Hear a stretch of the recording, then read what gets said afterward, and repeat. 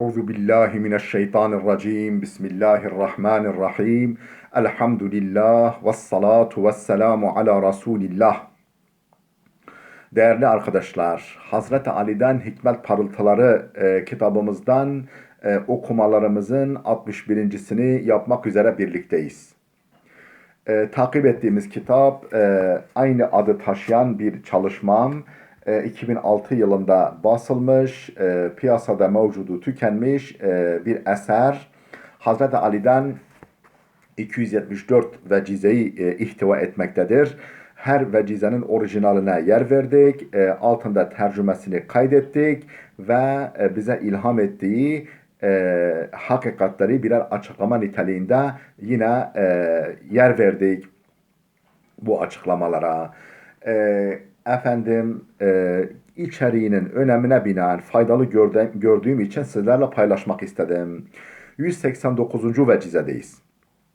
Ne diyor Hazreti Ali Efendimiz bu güzel sözünde? Diyor ki felcuke ala hasmike bil ihtimal. Felcuke ala hasmike bil ihtimal. Düşmanını yenmen sabır ve dirençle mümkündür. Düşmanını yenmen ne ile mümkündür? Sabır ve dirençle mümkündür. Açıklama: kötü şeylere karşı dişimizi sıkıp direnç gösterebilme ve zor şartlara dayanabilme gücü, başarı ve zafer elde etmek için çok önemlidir. Hayata mücadele için gönderilen insana tahammül yakışır. Hayata mücadele için gönderilmiş olan insana ne yakışır? Tahammül yakışır. Sıkıntılara, zorluklara asla teslim olmamalı insan.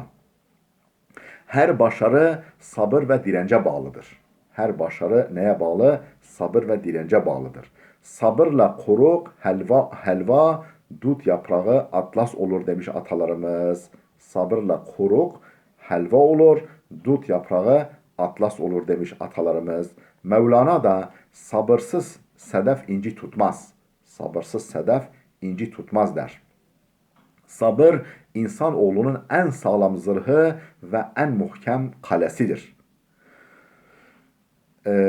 Hedefe ulaşmak yolunda zaman zaman engellerle, tehlikelerle karşılaşılsa bile pes etmeyip direnç göstermek bizi mutlaka zafere erdirecektir. Eğer fırtına çıkınca yolcular gemiyi terk etmiş olsalardı kimse okyanusu geçemezdi der Charles F. Kettering. İnsanların tüm kusur ve ayıplarının temelinde irade zaafı ve sabırsızlık vardır. İnsanın belli başlı iki günahı vardır. Öbürleri bunlardan çıkar. İnsanların belli başlı iki günahı vardır. Öbürleri bunlardan çıkar. Sabırsızlık ve tembellik. İnsan sabırsız olduğu için cennetten kovuldu. Tembelliğinden dolayı da oraya geri dönemiyor. Hayır, belki de sadece bir günahları var. Sabırsızlık. Sabırsızlıklarından ötürü kovulmuşlardı.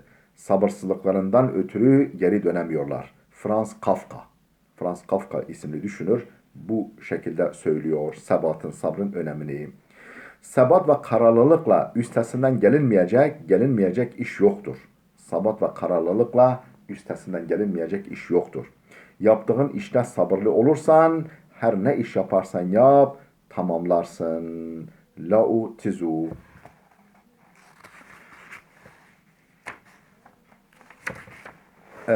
İrade, sabır ve direnç başlı başına bir erdemdir. İrade, sabır ve direnç başlı başına bir erdemdir. Tahammülde öyle bir fazilet vardır ki çoğu zaman başarının zaferinden de büyüktür. Samuel Schmiel. 190. vecizeye geldik. Fi kulli kalbin şoğlun. Fi kulli kalbin şoğlun. Tercümesi: her kalbin bir meşgalesi vardır. Her kalbin, her gönlün bir meşgalesi vardır. Açıklama: insan her neye yönelirse bütünüyle onda fani olur. Her neye kendini tam verirse, her neye yönelirse onda bütünüyle fani olur. Diğer bir ifadeyle her gönülde gerçekte yalnız bir tür sevgi ve bir çeşit kaygı bulunur. Bu nedenle sevgiye değer şeylere yönelmeli. Madem ki bir tane sevgiye yer var kalbimizde, O zaman sevgiye değer şeylere yönelmeli, kaygıya değer idealleri kıble edinmeli, kıblemiz de gerçekte bir olmalı. Yani o yöneldiğimiz hedef de gerçekte bir olmalı. O zaman hem uğrunda didinmeye değer bir hedef belirlemiş, hem de irade ve enerji dağılmayacağı için o hedefe daha kolay ulaşmış oluruz. 191. vecize Katilul harisi hırsu. Katilul harisi hırsu. Açgözlünün katili kendi açgözlülüğüdür. Açıklama: hırs, açgözlülük, şiddetli istek, aşırı tutku demektir. Belki de en hakiki düşmanımız gönlümüzde yılan gibi beslediğimiz hırs ve hasedimizdir.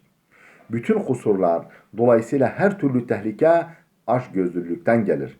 İnsanın nefsani isteklerini, sahip olma duygusunu dizginleyememesinin sürükleyemeyeceği kötülük yoktur.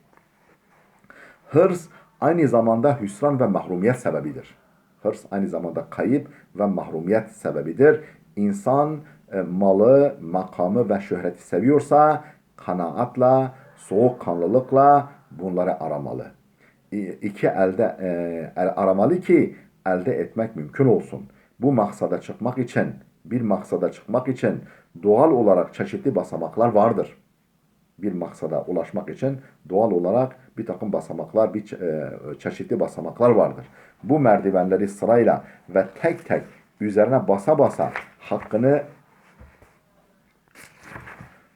vere vere değil, alel acele ve üçer beşer çıkmaya kalkışmak, düşüp bir tarafını kırmaya sebep olur.